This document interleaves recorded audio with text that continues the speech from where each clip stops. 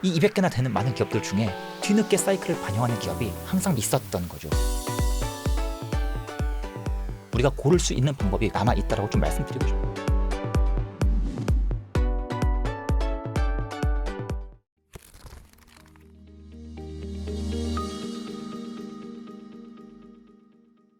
또 우리나라 측면에서 보면 이제 경제 체력이 좀 많이 안 좋아지고 있습니다만 그게 또 환율을 통해서 나타나는 거 아닌가 또 불안감도 좀 있지 않습니까? 1430원대 넘었었고 네. 최근에 뭐 그래도 1420원대 안팎 좀 진정은 되고는 있습니다만 혹시 환율에서는 불안감을 느끼시는 게 없으세요? 저는 그냥 박스권에 있을 것 같습니다.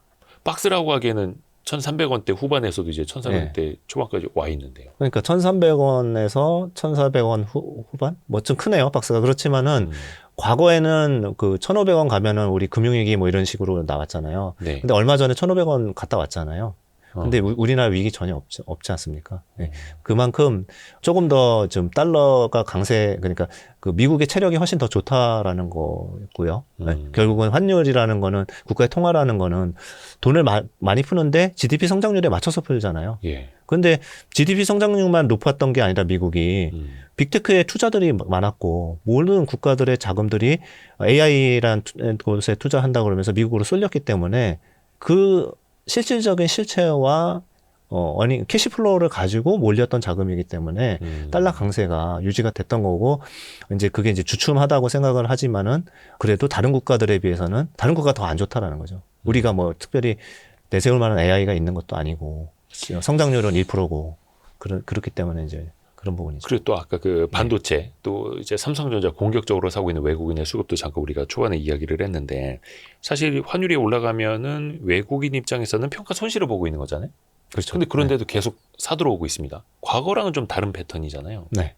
외국인 입장에서는 뭐 그래도 지금 뭐 한국 주식 싸다 뭐 이렇게 보는 걸까요? 그렇죠. 이제 그 외국인이 사는 게 한국만 사는 건 아니고요. 한국을 강하게 사는 거는 비교적 최근입니다.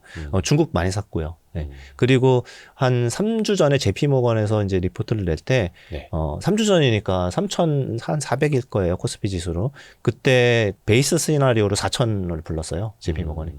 그리고, 만약에 한국이 정부가 지금 시행하고 있는 주주환원까지도 어느 정도 해소가 된다 그러면 5,000을 불렀습니다. 불 케이스로. 그러면서 이제 깃발을 딱 꽂은 거죠. 외국인들이 살 수 있게끔. 그렇기 때문에 환율에서 일부 손해를 보더라도 뭐 반도체나 이런 쪽으로 가면은 훨씬 더 많이 보니까. 수익이 훨씬 더 크다고 생각하니까 이제 그쪽으로 계속 투자가 되고 있는 거고요. 네. 외국인 입장에서 환차손 몇 퍼센트 깨져도 그 에쿼티로 막 수십 퍼센트 벌어가니까. 네.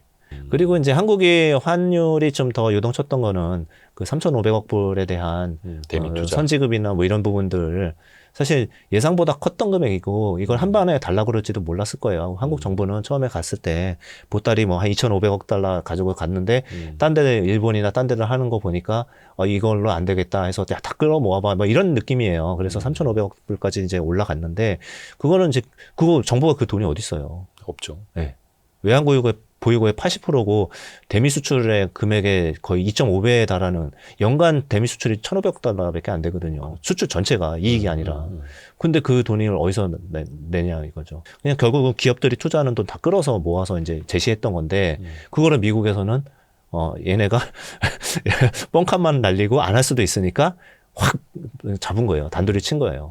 선지급해라 3,500원 이렇게. 그래서 최근에 또 다시 이제 뭐 장관들 이제 방문을 해갖고 여러 가지 또 이야기를 해서 조만간 좀 어떻게 결정이 날 것 같은 분위기는 형성이 되고 있죠. 근데 그러면서 올라간 게 자동차주 아닙니까? 관세 협상 어떻게 잘 될 것 같다? 그러니까 25% 관세율이 다시 또 15% 내려간다면 원래 이제 0에서 15% 되는 거기는 한데 자동차주의 최근에 좀 반등은 좀 어떻게 이해하고 계세요?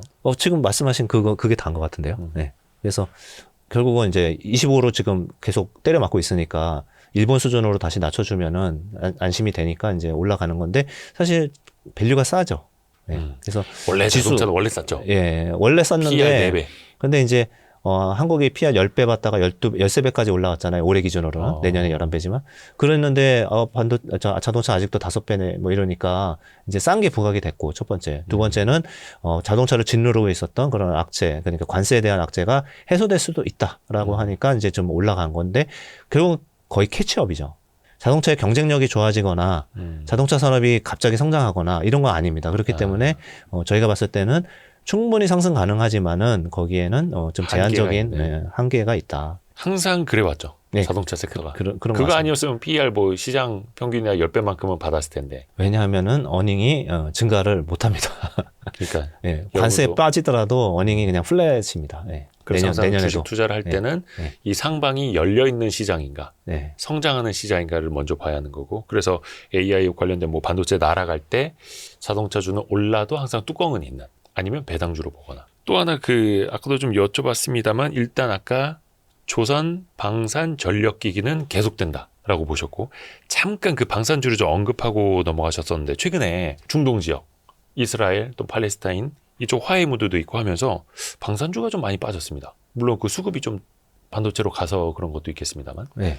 방산주 자체는 큰 문제는 없다고 보세요. 네, 저희는 이제 처음에 말씀드린 것처럼 사이클이 워낙 길고 예. 그게 이제 확장 중에 있어서, 근데 방산주는 사실 2년 내내 뭐 또는 1년 내내 얘기를 하셨기 때문에 네. 저보다 더 전문가이실 건 같은데, 간단하게 말씀드리면은 전자 살라고 판 것도 있을 거고요.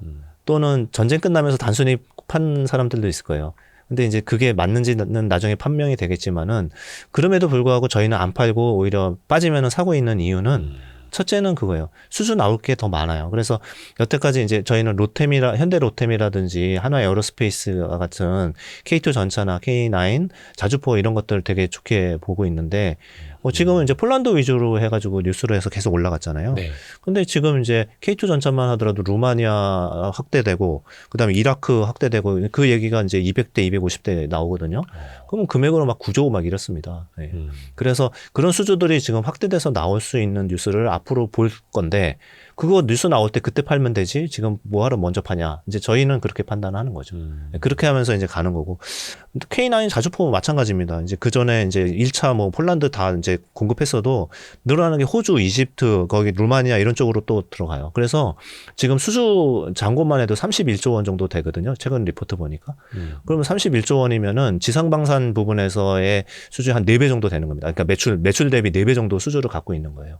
하나 에어로스페이스 입장에서는. 그러니까 이제 그런 부분들 때문에 실적이 계속 좋게 나올 거고, 또는 간간히 수주 뉴스도 더 나올 거기 때문에 이 사이클을 좀 더 끌고 가자.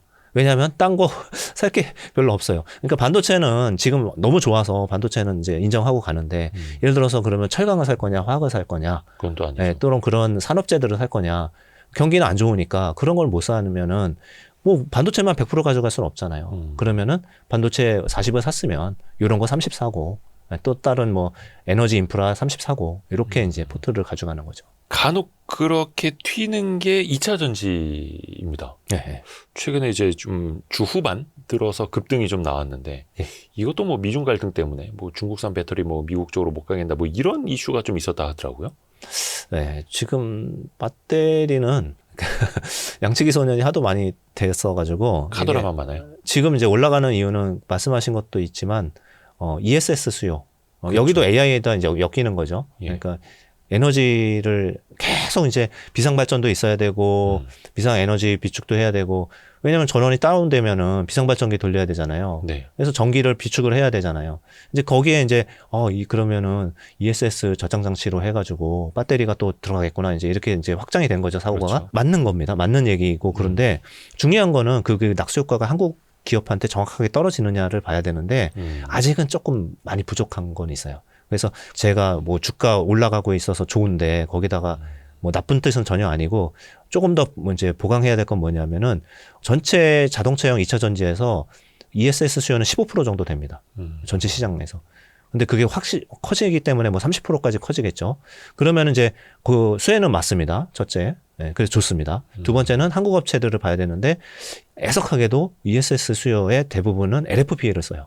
80%가 이제 리서치 해본 겁니다. 80%가 이제 LFP를 써요. 그래서 이제 한국에서도 LFP를 하겠다고 막 하잖아요. 네. SDI랑 뭐 SK온이랑 한다고 하잖아요. 그러니까 그걸 빨리 준비한 애들은 수혜를 좀 받을 거고, 그게 이제 늦어지면은 조금 그래도 중국한테 이제 좀 가는 거고. 그런데 2차 전지의 저장 장치 이런 것들은 사실은 뭐 서버나 이런 것처럼 고도의 기술이 필요한 게 아니고, 네. 또는 뭐 소재잖아요. 네, 그래서 중국 거를 지금도 많이 쓰고 있고요. 테슬라도 중국 배터리 쓰고 있고요. 중국 거를 못 쓰지는 않습니다. 그래서 그러니까 요게 네. 그 2차 전지 섹터 쪽에서는 이제 기대하는 게 그런 거죠. 아, 네. 저거 중국산을 좀 제재해주면 네. 좋겠네. 이런 희망 섞인 그런데 이제 알 수는 거기 없습니다만. 중요한 거는 이제 이코노미가 중요하기 때문에 한국 것도 뭐 열심히 쓸 것 같습니다. 그래서 가격 때문에라도요. 예, 그런데 한국은 3원 개가 아직 많고 한국 게 비싸요. 그래서 사실은 이제 그 저장 장치가 넓은 공간에 넣을 수 있다 그러면은 한국 이게 이제 3원 개로 쓰는 저장치들은 이제 좀 더 전기차. 전기차도 있지만 ESS에서도 쓰거든요. 그런데 그거는 20% 정도는 그렇게 쓰는데 그거는 고밀도, 조그마한 공간에다 넣어야 되거나 그렇죠. 뭐 이런 것들은 그렇게 쓴다고 하더라고요. 그래서 지금 이제 결론적으로는 이제 주가가 궁금하신 거면은 빠질 때 사야 돼요. 2차 전지는 빠질 때 사고 많이 올라갔을 때 뒤늦게 추격 매수하시면은 조금 좀 곤란할 수 있다. 아, 오히려 예, 조정받을 그래서 때. 올라갈 때는 좀 다시 조금 줄여줬다가 혹시 또 조정받을 수 있거든요. 그때는 사고 이제 이런 식의 좀 조심스러운 매매. 왜냐하면 막 급등을 했잖아요. 최근 며칠 동안. 네네. 예, 그런데 뒤늦게 사다가는 조금 좀 그럴 수 있다. 그렇죠. 저희 입장 그렇습니다. 예. 좋습니다. 네. 아, 그리고 참고로 오는 30일에 저희 YG 클럽에서 세미나를 2차 전지랍니다. 김현수 연구원과 함께. 아, 네, 좀 그것도- 들어봐야겠네요. 예, 네. 들어보시고 YG 클럽으로 검색해서 들어오시면 됩니다. 또 하나가 원래 그런 얘기 있지 않습니까? 찬바람 날 때 배당주 사라고. 물론 이제는 뭐 분기 배당도 하고 막 하니까 예전과는 좀 달라지긴 했습니다만 오히려 상반기까지 그 주주환원 관련주들이 참 좋았다가 뭐 상법 개정 사실은 현실화되고 근데 또 이게 배당소득 분리가 와서 어떻게 될지 모르다 보니까 좀 쉬어가는 느낌이 없지 않아 있는데 사실 이거 그래도 연말까지는 결정해야 되는 법안이잖아요. 지금 상황에서 그 배당주들에 대한 기대감은 좀 어떠세요? 지금 좋은 것 같아요. 예. 그리고 이제 며칠 전 뉴스로는 또 대통령실에서도 원래 이제 이소영 의원이 여기도 한번 출연하셨었나요? 그럼요. 저희 예, 이소영 몇번 나왔었죠. 의원이 뭐 사실 제가 보기에는 되게 디테일도 강하시고 굉장히 훌륭한 분이라고 생각하는 거의 부분이 잔다르크입니다. 잔다르크. 예. 여의도를 지켜주는 잔다르크. 그것도 그렇고 핵심을 정확하게 짚고 계시기 때문에 아무도 반박을 못해요. 예. 그거를 하면은 코스피 5천 간다. 그럼 그 충분히 가능한 얘기입니다. 아까 제가 그 산수 해드렸잖아요. 예. 그 밸류에이션과. 근데 이제 다시 얘기하면은 원래 이제 25% 그러니까 최고 세율 구간을 갖다가 배당소득세 분리과세를 25%까지 해주는 걸로 제안을 했었는데 최근까지는 안 돼. 35%야. 라고 했었잖아요. 근데 재검토하겠다고 최근에 뉴스가 다시 나왔잖아요. 그래서 재검토하겠다는 거는 진지하게 보겠다는 얘기고 그래서 이소영 의원 안대로 25%가 확정이 되면 최고 세율이 그러면은 대박이죠.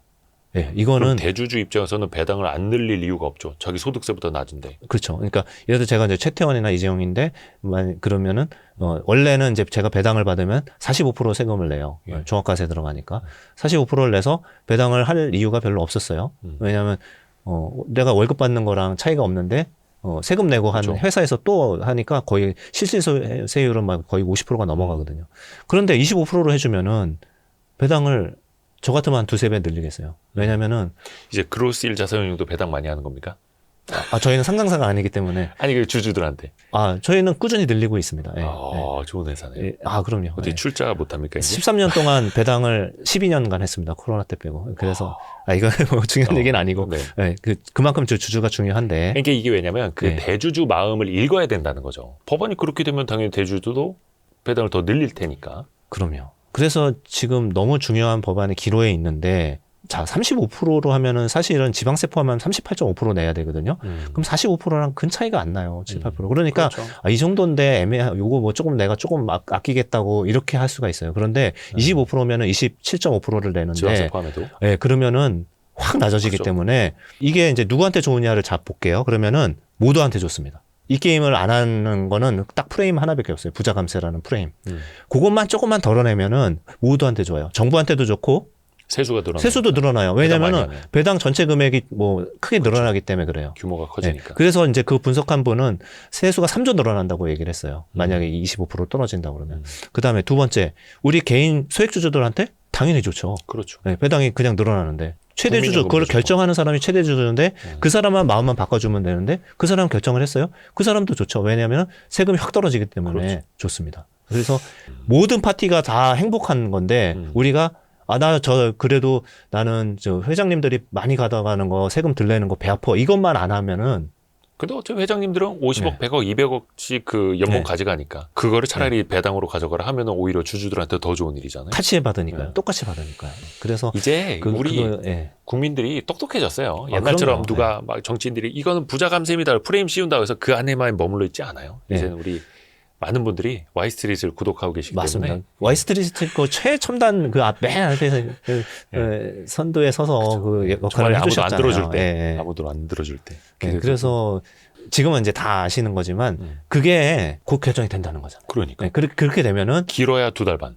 그렇게 되면은 제가 아까 뭐 4천 초반 뭐 이렇게 했는데 그게 더 확장이 되는 거죠. 그거를 한 번만 마지막으로 이 차트를 한번 보여드리겠습니다. 그러니까 그게 코리아 디스카운트 해소가 되면서 네. 오히려 증시에 그 상단 더 열어놓을 수 있다. 네, 그렇죠. 네. 이게 뭐냐면 JP모건이 정리한 차트인데 작년도 2024년도에 자사주 매입을 했던 네. 금액이 여기 있는 거예요.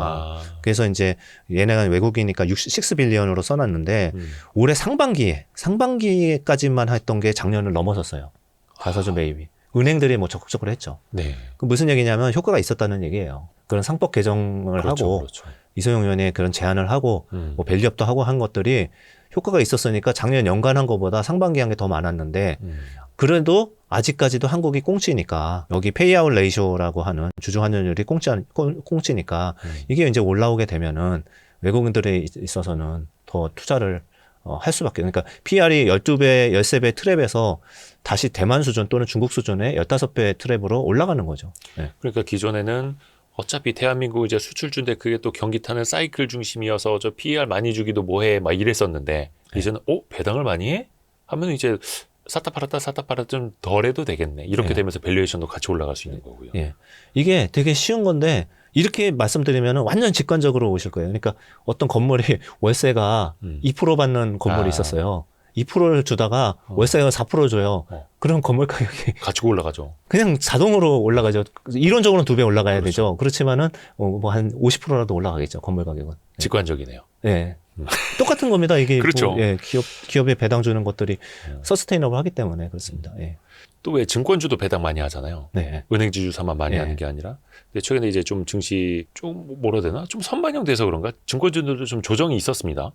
근데 밸류에이션이 또 비싼 거는 아니고요. 네네. 어디 증권주도 좀 담고 계세요? 많이는 안 갖고 있습니다만, 반도체 사시느라고. 네. 지금 이제 은행보다는 더 유리한 국면인 것 같고요. 오히려 은행 지주사보다는 증권주가 더 유리해요. 예. 왜냐하면 이제 저희는 좋은 기업도 좋지만 그거보다 더 좋아질 수 있는, 그러니까 개가천선하는 것들을 더 좋아하기 때문에 그게 델타잖아요. 그런데 은행은 이미 이제 페이아웃 레이쇼가 40에서 45%예요. 네. 배당을 이미 이제 많이 주고 있어요. 네. 그러니까 주주 환원할 만큼 다 하고 있다는 거죠. 많이 하고 있어요. 근데 더 올라가 봐야 50% 초반인데 이제 증권은 20에서 25%예요. 배당이. 페이아웃이. 그러니까 이제 더 늘릴 룸이 있죠. 주주 환원율이. 네, 주주 환원율이. 그러니까 훨씬 더 배당을 더 늘릴, 주주 환원을 더 늘릴 여지가 증권주에 훨씬 더 많다라는. 네, 그렇죠. 그래서 증권주가 이제 지수 올라가면 또 올라가고 예탁금 올라가면 올라가고 외국인 들어와도 올라가는데 배당도 있으니까 은행보단 유리하지 않을까라는 생각을 합니다. 또 하나가 그 지주사도 좀 쉬다가 또 다시 가는 것들도 있고, 물론 이제 지주사라는 게 과거에는 자회사 주식 다 오르고 난 다음에 오르는 주식, 요 정도로 생각을 하고 있었는데, 이제는 그 자사주 매입소가 이게 또 어떻게 될지 모르겠습니다만, 앞에도 잠깐 보여주신 것처럼 지주사 주식도 상반기에 정말 그 주목 많이 받았잖아요. 네. 지금 이제 연말로 가는 타이밍에서는 좀 어떻게 보세요? 다 이제 이소영 위원께 여쭤보면 될 것 같습니다. 아까 배당도 이제, 그렇고, 자사주 지주사 마찬가지죠. 자사주들 엄청 들고 있잖아요. 그렇죠. 그러니까 자사주 소각을 이제 얼마나 더 강제할 것인가 법안으로. 요게 또 포인트니까요. 그것도 그렇고 다 엮여 있는 것 같아요. 그러니까 상법 개정을 한 거 자체의 그 정신이 중요한 건데 그 자체가 결과적으로 이제 주주를 구별하지 마라. 그리고 다 똑같은 주주이기 때문에 최대 주주의 의사결정은 회사를 위해서도 하지만은 주주를 위해서 더 중시하게 해라라는 부분이거든요. 그렇기 때문에 그러한 배당 법안 뭐 이런 것들 통과되고 하면은 지주사 다시 부각될 것 같습니다. 자사주도 더 매입을 할 거고. 왜냐하면 주주 환원율을 높이려고 그러면 자사주 매입해서 소각해야 되거든요. 그렇죠. 네. 그러면은 미국처럼 하는 거거든요. 그러면은 당연하게 지주사들이 주가가 이제 올라가겠죠. 물론 지금은 이제 지주사, 그 다음에 이제 다른 주식이 있었는지 다 반도체, 삼성전자, 하이닉스에 가려서 보이지도 않습니다만, 하여튼 또 기회는 온다라는 거죠. 그렇죠. 거의 저희가 1시간 넘게 이야기를 나눴는데, 혹시 제가 뭐 빠뜨린 건 없는지 아직 매력적인 주식이 남아있다면 어떤 게 있을까요? 질문이 촘촘히 아, 좋으셔가지고 뭐 빠뜨린 더 건 얻어가려고 없으신 것 같은데요. 마지막에 예. 더 꽉꽉 짜내가지고 마른 수건 짜내듯이. 그 하나 정리하고 싶은 거는 그거예요. 네. 이제 제가 계속 유동성 장세니까 시장을 저는 30년을 봤어요. 애널리스트 포함하면 30년을 봤는데 5살 때부터요? 아니요, 저기 농담입니다. 예. 유동성 장세라는 거는 지금이 딱 맞는 게 첫 번째로 금리 인하를 다시 시작을 했잖아요. 지금 금리 자체가 제약적 금리예요. 네. 그래서 물가가 2.8, 2.9면은요. 금리도 그 수준에 있어야 돼요. 원래 더 낮았어요. 항상 적재 금리는 물가보다 약간 낮았어요. 과거 평균을 보면 지금은 4.25잖아요. 네, 미국. 그러니까 3% 밑으로 떨어지는 게 맞고 그리고 그 동의는 우리한테는 가끔씩 노이즈로 작용할 실업률이 높아진다. 고용이 안 좋다. 이런 부분들이 계속 나오면서 가끔씩 우리를 공포에 다시 밀어넣을 거예요. 그런데 그 사이클이 금리를 내릴 수 있고 높은 상황에서 낮은 상황에서 그럼 큰일 나죠. 내릴 게 없는데. 근데 지금은 제약적 금리에서는 중립적 금리까지만 내려줘도 돈이 계속 풀린다. 그래서 유동성 장세. 두 번째 아까도 말씀드린 것처럼 SRR을 낮춘 것들은 굉장히 큰 유동성을 공급할 수 있는 동인인데 은행이 보수적으로 해서 안 하면은 그만인데 지금 AI가 있어서 얘네들도 마음이 오픈마인드예요. 그러니까 이제 계속 투자를 하는 거죠. 그러면 돌려 투자하기들의 빅테크들의 아까 이제 순환 참조 같은 돌려 투자하기도 있죠. 뭐 이러니까 지금 신용 팽창이 계속 될 겁니다. 그래서 지수는 저도 계속 부담스러워요. 부담스러운데 꺾을 수가 없어요. 계속. 이제 그게 이제 저희가 그동안 계속 주장했던 거고 그게 계속 맞아가면서 지금 3,700, 800까지 가 있는 거죠. 네. 신용 팽창. 그러니까 네. 돈은 더 풀린다. 예, 그거를 즐겨라 좀 당분간은 한 적어도 내년 상반기까지는 즐겨도 된다. 내년 뭐 적어도 1분기. 예. 그러니까 그렇게 안 내려오던 미국의 뭐 10년물, 30년물, 뭐 중기, 장기 국채 금리도 최근에 또 많이 내려오더라고요. 네. 그만큼 또 이제 금리가 내려갈 가능성도 물론 이제 그는 이제 3년물부터 많이 반영이 됐습니다만 신용 팽창은 지속된다. 에브리띵 랠리. 네. 그리고 또 이제 마지막으로 예. 너무 좋다고만 할 수는 없잖아요. 나쁜 시점을 잡기는 어렵지만 이런 신호를 보면은 정말 조심합시다. 위험 주식 신호. 비중을 확 줄입시다라고 말할 수 있는 거를 하나만 네. 소개해드리고 갈게요. 네. 너무 쉬워요. 그냥 실업률입니다. 실업률. 저희가 금리를 굉장히 중요하게 볼 때가 있고 실업률을 중요하게 볼 때가 있는데 지금은 신규 고용 말고요. 신규 고용은 어차피 트럼프 정책이 바뀌면서 이민을 축출시키면서 네. 실업률은 신규 고용은 나빠지는 줄어들 거죠. 수밖에 없고. 네, 그거는 그냥 본인들도 알고 있고요. 예. 네, 당연한 거기 그렇죠. 때문에 신규 고용은 아니에요. 그렇지만은 너무 중요한 거는 실업률이에요. 지금 4.3까지 왔는데 저희가 그 73년부터 해가지고 지금까지의 그 과거에 경기 침체가 들어갔을 때가 이 음영이 쳐져 있는 이런 때고 이때의 실업률이 얼마까지 떨어질 때 들어갔는지를 봤는데 평균적으로 보면 5% 초반이었어요. 그런데 이제 제일 먼저 들어간 게 4.5 넘어가는 2000년 초반에 닷컴 버블 터질 때 이때가 이제 제일 먼저 4%로 4.5에서 경기 침체에 들어간 경험이 있습니다. 그런데 지금은 체력을 봤을 때 저희가 볼 때는 5% 정도로 보고 있습니다. 그래서 5% 정도는 돼야 경기 침체에 들어간다. 지금은 이제 4.3% 정도. 네, 4.3이고 급격하게 올라갈 가능성도 낮습니다. 왜냐하면은 GDP 성장률 이번 분기 예상도 3.8% 성장이에요. 네. 그러니까 GDP 성장이 받쳐주고 있고 AI 투자가 받쳐주고 있어서 지금 당장은 어렵지 않습니다만 만약에 어느 시점인가 저희가 뭐 또 나올 수도 있지만 어느 시점인가 4% 후반을 향해 가고 있으면은 그때는 아무리 금리 내려도 오히려 경기 침체의 그 두려움 이 부분이 시장을 더 크게 지배할 수 있습니다. 그러니까 앞에서도 말씀해 주신 것처럼 이제 이민자들을 내쫓으면서 신규 고용은 줄어들 수밖에 없고 그리고 또 이제 AI 시대에 어떻게 보면 기업들도 AI로 대체하면서 고용을 좀 이렇게 타이트하게 가져가도 되는 그런 또 효율성이 나오고 있잖아요. 예. 그걸로 인해서 좀 숫자가 달라질 수는 있겠으나 근데 어찌됐든 간에 일하려고 하는 사람이 일할 수 있는 시장? 그거는 또 이제 실업률로 나타나니까. 그러면 그 절대적인 숫자는 계속해서 좀 와치하고 있어야 된다라는. 네, 맞습니다. 그 AI 때문에 지금 신규 고용이 예. 거의 잘 안 되고 있다고는 하더라고요. 그렇죠. 그러니까 젊은 친구들 졸업하고서 신입사원을 거의 안 뽑더라고요. 미국에서도. 요즘 뭐 컨설턴트도 마찬가지고, 네. 뭐 번역도 마찬가지고, 네. 확실히 또 그쪽은 시장이 또 달라지는데 그게 다시 또 돌고 돌아서 AI 투자와 반도체주에 가서 이거 끝까지 반도체로 마무리하게 되네. 피곤하지만 일단 현재까지는 네, 피곤하고 저도 네. 똑같은 반도체 얘기를 너무 오래 몇 번 하지만 그래도 답은 있으니 네, 뭐할 말은 해야죠. 네. 아, 너무 네. 감사합니다. 네. 해서 저희가 10월 17일 금요일 저녁에 촬영을 했고 요거는 주 초반에 월요일에 또 바로 업로드를 하겠습니다. 그로스1 자산운용의 김태용 대표님 너무 감사드립니다. 네. 시간 내주셔서 감사합니다. 네. 고맙습니다. 고생하셨습니다. 고생하셨습니다. 감사합니다. 아유 감사합니다.